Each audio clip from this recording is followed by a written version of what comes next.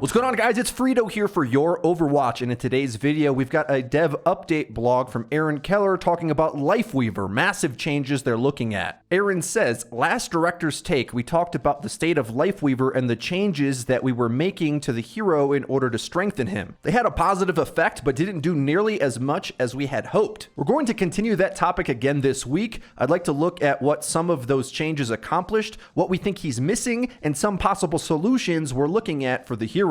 Over the last few weeks, we've made a number of buffs, tweaks, and modifications to Lifeweaver. In short, we modified his control scheme, making it more fluid and intuitive, and we buffed him across several different categories. We upped his healing ammo capacity, tightened the spread of his weapon, and buffed his ult. We saw a lift in his win rate across the game. At the lowest skill tiers, it was hovering around 45%, but quickly dropped off at higher skill ratings. Now, he doesn't say what the current win rate is. I believe this is what it was before they buffed him, but it still seems to continue the trend that Lifeweaver is actually more effective at lower skill tiers. When I get into the end of the blog post, I'll explain more about that and a lot more thoughts on what I think they should do. The blog post goes on. The effects we thought these changes would have were difficult to work through since they coincided with the modifications to his control scheme. It's a little easier to estimate the sort of effect that a number change will have on a hero's performance, but estimating the power that comes from a more fluid control scheme is harder to do.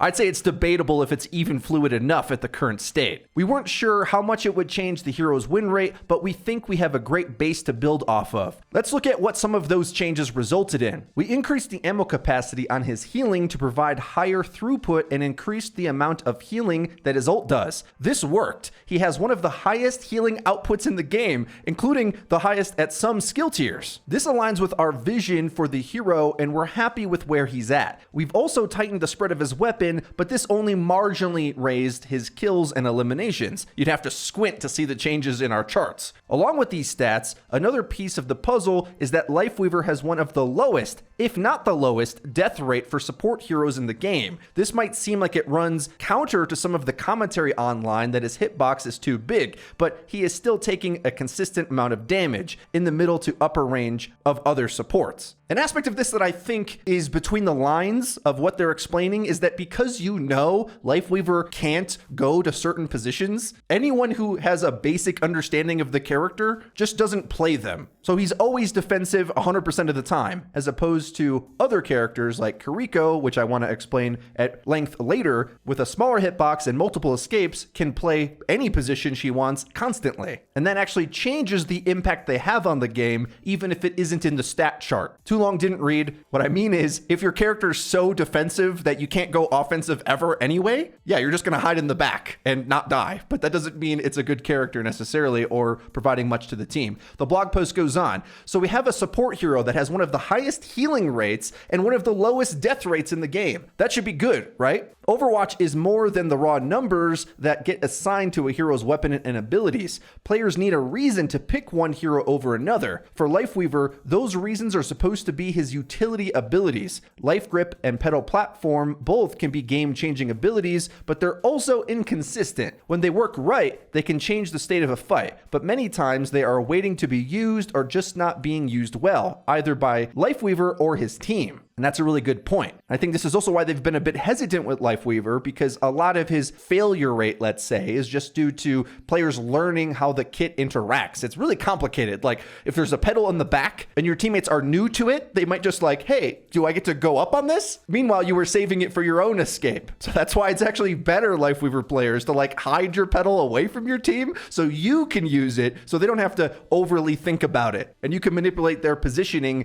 on your terms, as opposed to letting them throw your abilities into the dirt. The blog post goes on. When it comes to future changes to Lifeweaver, here's what we are thinking. We want it to be clearer why players may select Lifeweaver over other heroes. If your current hero pick isn't working for some reason, whether it be the map or enemy team comp, what's a strong incentive for swapping to Lifeweaver? We may make other changes along the way, such as Lifeleave buffing his Thorn Volley and reducing hit volumes, which is his hitbox. But ultimately, we'll have changes targeted at further pronouncing Lifeweaver's strength strengths and clearly defining his role on your team. This could be leaning harder into his healing effectiveness through a new passive or bringing additional benefits to some of his utility-focused abilities. Those are amazing buffs. Really, really big ideas right there that he's just dropping. We don't know what that is, but any status effects, a new passive, other tricks that he might be able to amplify his playstyle would definitely go a long way. I'll have a lot more to say about that after we continue the blog post. With a defensive-based hero, we have to be careful how far we go in terms of buffing raw numbers of healing and defensive abilities. Too far can negatively disrupt the overall flow of an engagement. These are some of the early things we're iterating through. Hope to have our next set of changes ready for Season 5. Oh God, that's a long ways away, don't you think? I mean, we haven't even had the mid-season balance patch yet, I don't think, right? Not the big one that we're supposed to have, just like a hotfix one they did. That seems like a really long ways away. The blog post finishes in saying, with these changes, it's our hope that Lifeweaver will raise to his proper place among the heroes in Overwatch 2. Looking forward to the next director's take will be on a different subject, something a little more future facing, and that comes out next Friday. All right, Lifeweaver. I'm excited that they're looking to make his kit a bit more complicated because I definitely think that's what he needs in order to actually be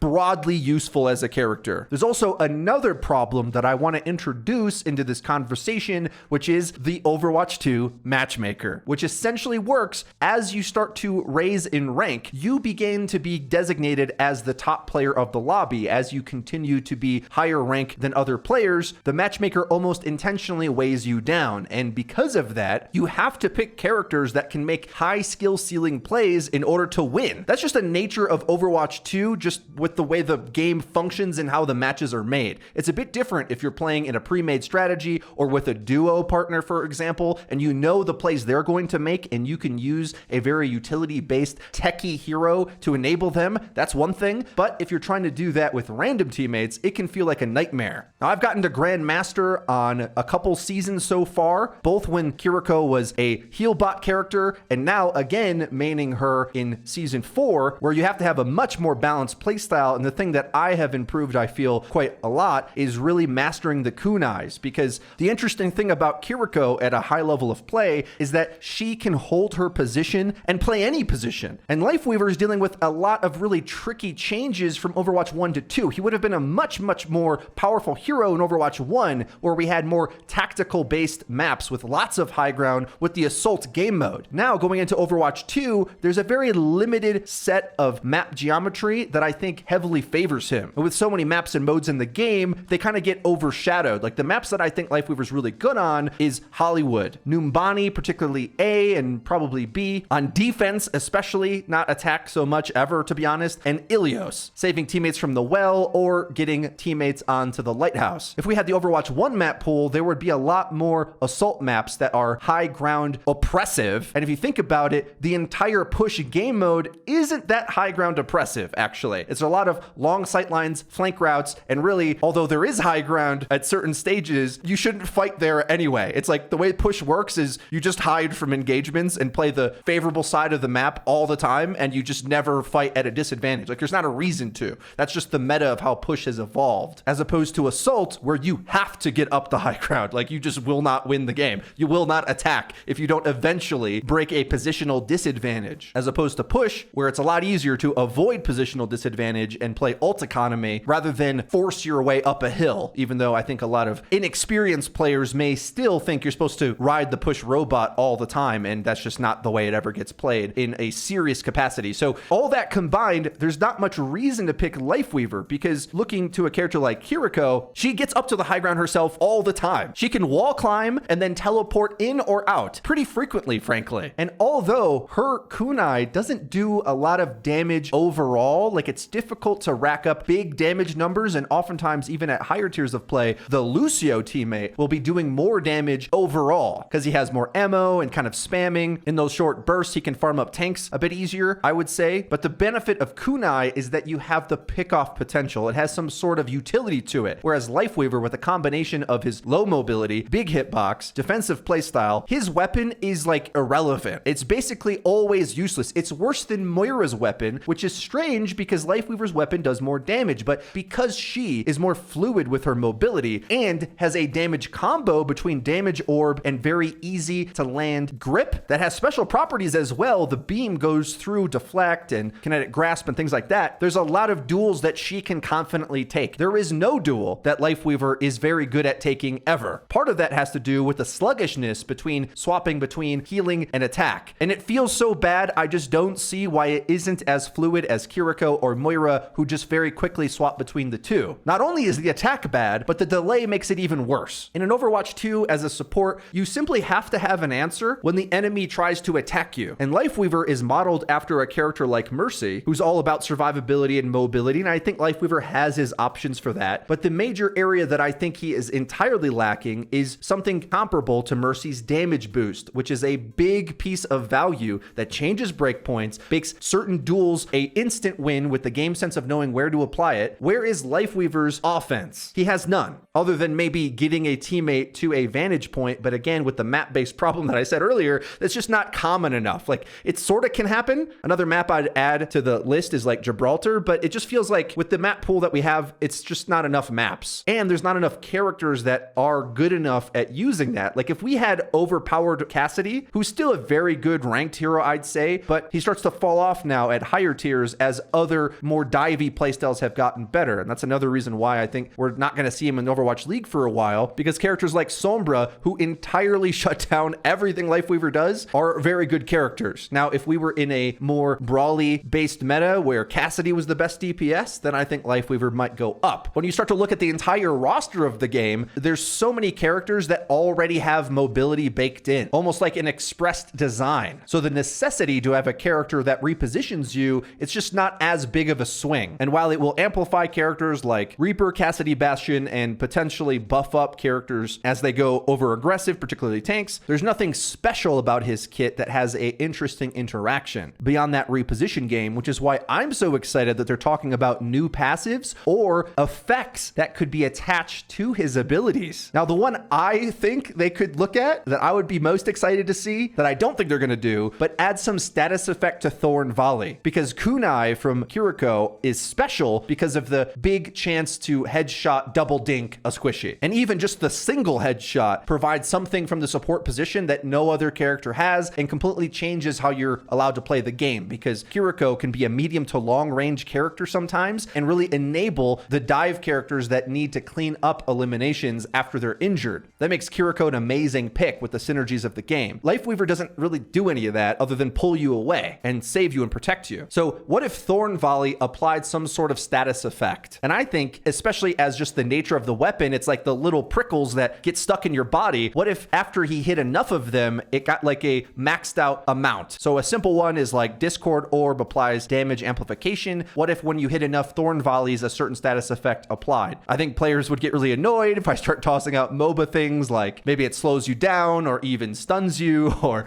maybe some poison damage would be good. I think fits in the whole flower theme as well, but that's not the ability that Aaron mentioned, so probably off the table, but that's my suggestion. I would have more fun playing him because I think then you would have a weapon and a tool that, just like Mercy, you apply in a specific situation that you know is going to create a new effect. Alternatively, what they are likely going to do is look at Petal Platform and Life Grip. And what those need is some sort of defensive boost. So if we think about the other defensive kit in the game, Kiriko adds a cleanse, Ana Nade can heal boost you, Grip or Petal Platform needs some sort of status effect that is defensive in nature. Maybe a small fortification after you use one of them would be an interesting idea. I thought Samito had a really good suggestion on the Group Up podcast talking about Lifeweaver, and a big problem with this Petal Platform is that it's so big that it's easy to accidentally trigger when you're not intending to, and then you're surprised you even hit it and then you fall off. This would take some animation work, so I don't know if they're going to implement Sam's idea, but he suggested that the Petal Platform starts smaller than it is currently, so it's harder to accidentally trigger, but then spans out bigger than it is currently once it's used, so that it's harder to accidentally fall off of. And the other thing they said they're looking at is maybe a new passive, which is surprising because Alec Dawson made it seem like they might think about that way down the line, but I think this is like the break glass if necessary idea that they opened up the design space for the passive, and now, well, maybe he needs one in order to do much of anything. Other passives in the support category, Zen's got Snap Kick, Kiriko's got Wall Climb. What are some of the ideas that you think fit in Lifeweaver's character design, remembering that he's like sort of a pacifist, he's into nature, healing, growth, the lore of his character is that he's got this brand new technology that's sort of like hard light, but the biotech version of it. So between all of that, I think something that's either poison based or maybe like charm based, or maybe even a weaken effect similar to Moira's necrotic orb that they used and tried out. Something like that would be fitting with this character, I feel. I'm excited to see where they go, as Lifeweaver is one of my favorite additions they've ever put into the game, but I think it's the type of good idea they had for Overwatch 1, then they made 100 other changes for Overwatch 2, and he just doesn't quite have the impact that we'd like to see him have yet. But I think the potential there is for him to be insane. So I'm happy that they're not like over buffing him, and it's an interesting state that we're in, that Overwatch characters are releasing maybe a tad underpowered as opposed to breaking the game. I think that actually goes pretty far to talk about the power level of the rest of the game and how relatively balanced it is, but also teaches us a lot of things about what's required of an Overwatch character to compete in Overwatch 2. Let me know your thoughts in the comment section down below. If you enjoyed this video, please be sure to leave it a like, and don't forget to subscribe and click the bell icon to actually get notified when our videos come out. We made a lot of videos about Lifeweaver, so if you want to increase your gameplay, you can check out our guide. That's been it for me. I've been Frito for your Overwatch. I'll see you guys next time.